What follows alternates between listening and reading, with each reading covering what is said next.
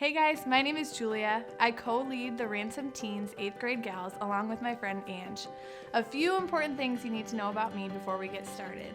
My husband Cam and I have been married for just over a year. We're foster parents. We love to travel, hunt, play with our cute golden retriever Rhett Boy. And my husband, he's a nurse at Sanford. I teach 6th grade ELA at Whittier Middle School. I really enjoy singing on the worship team at Ransom's West Side location and have a slight obsession with the South Dakota State University Jackrabbits. Go Jacks! I don't know about you guys, but this time in our world feels just insane. Maybe by now you're used to this new normal, or maybe you're like me and have to practice what Pastor Riley taught us at the start of our Brave series, surrender, over and over again. You see, my husband and I feel like we have kind of a lot on our plate right now.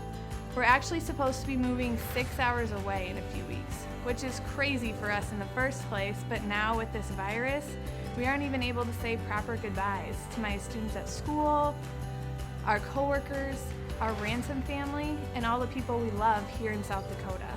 Personally, it's easy to get wrapped up in the negatives of my own little world, but I've found someone that has given me a reason to be brave in the midst of this mess. And I bet you know who that someone is. You guessed it, his name is Jesus, and guys, he really is all that matters. So let's get down to business. I want to start this teaching with a question. Have you ever done something where you thought you had the best intentions or the right motives, but when the going got tough, you just chickened out? It could be completely silly and childish, or something serious that you're not sure you want to admit to yourself, let alone anyone else. So here's what we're going to do. Let's take a moment to pause this video so you can tell someone around you about a time you maybe chickened out. Or maybe you're watching by yourself, and if so, just grab a pen and a paper or use the notes section in your phone to just journal about that time. Go ahead and pause the video here, and when you're ready, press play.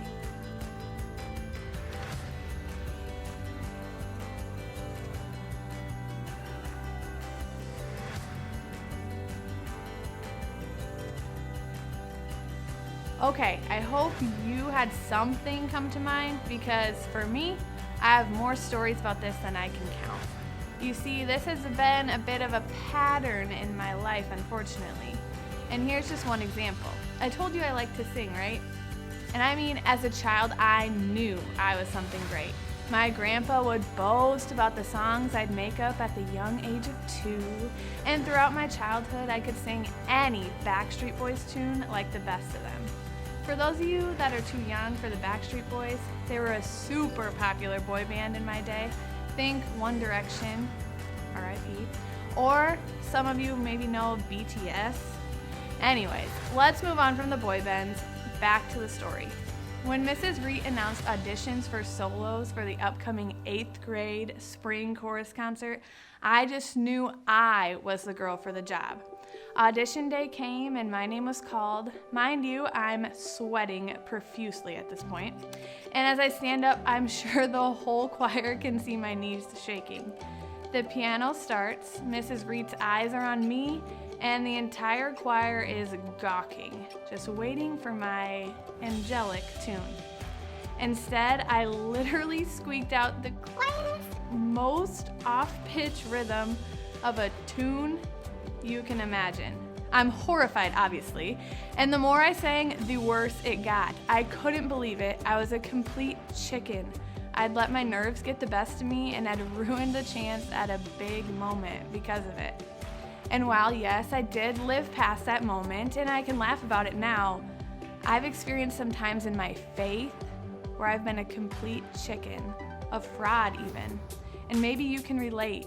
You see, the pattern of wrong motives and chickening out that my life has been marked with was a broken foundation for what I and so many others thought was this big, bold faith. And here's the truth for us today. Many of us pursued Jesus with the wrong motives. Many of us pursued Jesus with the wrong motives. Some of us go to church because there's free food, or just to hang out with our friends. Maybe you're showing up to youth group trying to find a boyfriend or a girlfriend, or you're just at church because that's what you know is the right thing to do. And I can relate. I, probably like a lot of you, grew up in the church. I had parents, grandparents, cousins, aunts, uncles, you name it, that taught me about Jesus and made sure I was in church and Sunday school every week. And I loved it. Church was who I was. I was known for being that girl at school. I was nice to people. I stood up for the outcast in the name of my faith, or so it seemed to everyone else. But deep down, there is some missing connection between Jesus and me. I knew a lot about him, I prayed, I talked about him, but I didn't do all of those good things out of my love for him. You see, I wanted my parents and family to be proud of me. I wanted my youth pastor to see how well I was listening to all of his sermons and applying them in my life. And while that seemingly worked for me for years, I look back now and see all of the times I chickened out and missed big moments for Jesus. Just a few years ago, I was eventually confronted with a big enough problem that revealed all of the faults in that not so sturdy faith foundation I'd relied on all of those years. And after falling into the grossest pity party ever, one with bitterness and anger, I finally came face to face with the truth. I was going to crumble in the face of hardship every single time, cower in the face of fear every single time, and ultimately live a completely meaningless life if I continued to live to serve other people. But here's the good news. This problem I faced, it's not new to God. I mean, it's so familiar to him that even his best friends, his most faithful followers, the people who literally walked with Jesus in the flesh, crumbled and cowered in the face of fear and hardship. Let me tell you about a guy named Simon Peter. Simon Peter, aka just Peter, was one of Jesus' disciples, which is just a fancy word for one of the guys that chose to give up his normal life to follow and learn from Jesus. Peter was bold. He boasted his faith, and oftentimes his motives seemed great. But in truth, his eyes weren't always on Jesus. For example, in Matthew 14, 28 through 33, Jesus was taking a casual stroll on water to catch up to the disciples who were already on the boat. Peter, as bold as he is, says, "Hey Lord, if it's you, tell me to come to you on the water." "Come," Jesus said. Then Peter got down out of the boat, walked on water, and came toward Jesus. But when he saw the wind, he was afraid and began to sink. He cried out, "Lord, save me!" Immediately, Jesus reached out his hand and caught him. "You of little faith," he said, "why did you doubt?" And when they climbed onto the boat, the wind died down. Then those who were on the boat worshiped him, saying, "Truly you are the Son of God." Did you catch that? When Peter's motives were wrong, when his eyes weren't on Jesus, he literally sank. And here's another example from Luke 22, 56 through 62. Before Jesus was arrested and eventually killed, he predicted that Peter would deny knowing him 3 times. That happens in Matthew 26, 33 through 35, if you'd like to read more about it. But anyways, after Jesus' arrest, Peter followed at a distance, trying to observe without being noticed. But people recognized him. A servant girl saw him seated there in the firelight. She looked closely at him and said, "This man was with him." But he denied it. "Woman, I don't know him," he said. And a little later, someone else saw him and said, "You are also one of them." "Man, I am not," Peter replied. About an hour later, another one said, "Certainly this fellow was with him, for he is Galilean." Peter replied, "Man, I don't know what you're talking about." And just as he was speaking, the rooster crowed. The Lord turned and looked straight at Peter. Then Peter remembered the words the Lord had spoken to him. "Before the rooster crows today, you will disown me 3 times." And he went outside and wept bitterly. Gosh, I used to be so tempted to rag on Peter for this. But if we think about it, we could all probably think of several times in which we've denied or chickened out on Jesus in one way or another. Okay, let's pause the video again. Think about Peter's experiences, then think about your own. What is one time where you felt like you should do something for God and you chickened out? Have you ever done that? Maybe you felt the weird feeling in your gut that you should stick up for someone, do something bold, but you couldn't get yourself to do it. Talk about or journal about a time where you should have lived out your faith, but you didn't. Go ahead and pause the video here. When you're ready, hit play.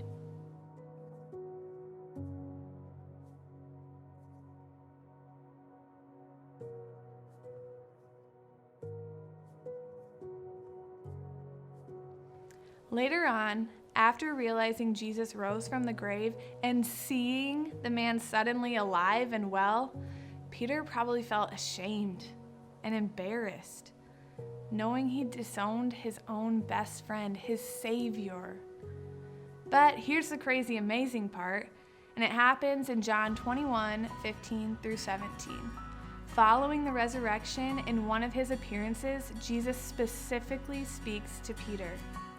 When they had finished eating, Jesus said to Simon Peter, "Simon, son of John, do you love me more than these?" "Yes, Lord," he said, "you know I love you." Jesus said, "Feed my lambs." Again, Jesus said, "Simon, son of John, do you love me?" He answered, "Yes, Lord, you know that I love you." Jesus said, "Take care of my sheep." The third time he said to him, "Simon, son of John, do you love me?" Peter was hurt. Jesus had asked him this a third time. "Do you love me?" He said, "Lord, you know all things. You know that I love you." Jesus said, "Feed my sheep." Obviously, Jesus is not telling Peter to go be a literal shepherd and wander around with sheep all day. But in this moment, as Jesus repeats himself 3 times, he's forgiving each of Peter's 3 denials. And in place of that shame and embarrassment, Jesus is giving him the responsibility of shepherding or caring for his followers. Jesus forgave Peter. Jesus made Peter new again. And Jesus sent him to go tell people all of the good news. This intimate and probably a bit awkward moment for Peter released him from all the times he'd taken his eyes off of Jesus, all of the times his motives were impure, and it replaced them with a holy passion and a fire for the one he loved, the one that gave it all for him. That passion, that love, led Peter to start the Christian church and lead thousands of people to Christ. That's what knowing Jesus does. And you can read more about Peter on your own to see that this bravery of his didn't make life easy. Peter eventually died a horrible death because he ran around proclaiming his love for Jesus. But those hard times and awful situations didn't mean anything anymore. They didn't shift his focus or make him chicken out. What mattered to Peter was that he knew Jesus. He had experienced the love and forgiveness of Jesus, and that was the only thing that mattered. I, kind of like Peter, had to go through something pretty yucky for me to realize. But when I started getting to know Jesus, like really knowing him, I realized that this huge, intimidating, and earth-shaking God I'd learned about my whole life was also the most tender, forgiving, and gracious friend I could ever ask for. I learned that the whole Bible, even those crazy Old Testament times when people were sacrificing animals and splitting the seas, was just one big, giant story to tell me about a God who loved me so deeply that he would take on this messy, sinful world and willingly be beaten and hung on a cross to die the most painful death just to get to be with me. And now that I know that kind of love, that is what makes me brave. That is what gives me courage to step out in faith, even when it's scary, and to stand firm even when life gets hard, and to ultimately testify with boldness of this great love that found me. So here's the thing, guys. You can listen to all the right sermons. You can know all of the best worship songs. You can even follow all of the so-called Christian rules. But I promise you, you will come up empty every single time unless Jesus is the reason behind all of those things. He is the point.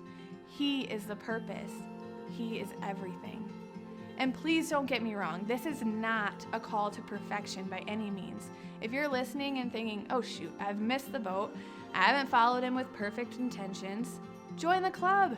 You see, the best part of Peter's story is that when Jesus gives him a second chance out of his great love for Peter, Peter's motives become more pure. His focus gets right.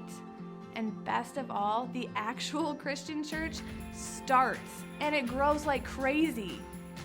And what if you took the chance today to have a second chance, to get your focus back on Jesus, to dive in and experience the great love he has for you? Imagine all of the brave things he would give you strength for. I bet the church would grow like crazy. So now what? Some of you are watching and thinking, wow, that message kind of stings. Don't ignore that feeling. Be brave enough to experience it and then take it right to Jesus. Take time to seriously reflect and ask him to show you the areas you, like me, like Peter, have been sinking from wrong motives. He will be gentle and kind, forgiving you and giving you in exchange for your sincere apology, a new beginning and new bravery to live for him. Others of you may feel like you're on fire for Jesus and have a laser-like focus on him. I encourage you to testify about that like Pastor Sean asked us to do a few weeks ago. Be bold and share about the crazy love you've experienced so that others can have the opportunity to experience his love too. And yet there are others of you who are watching and are maybe still unsure about who Jesus is and what following him really means. That's great, but don't just stay there.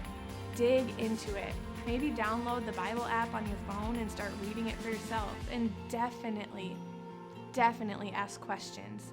I encourage you to reach out to any of the youth groups that will be listed at the end of this video. They are ready and willing to walk this journey with you. You just need to be brave enough to take that first step. So to wrap it up, know that you're not alone in this faith. And none of us have it perfected. But we do have a wide open door to the man who does, Jesus. And he is all that matters.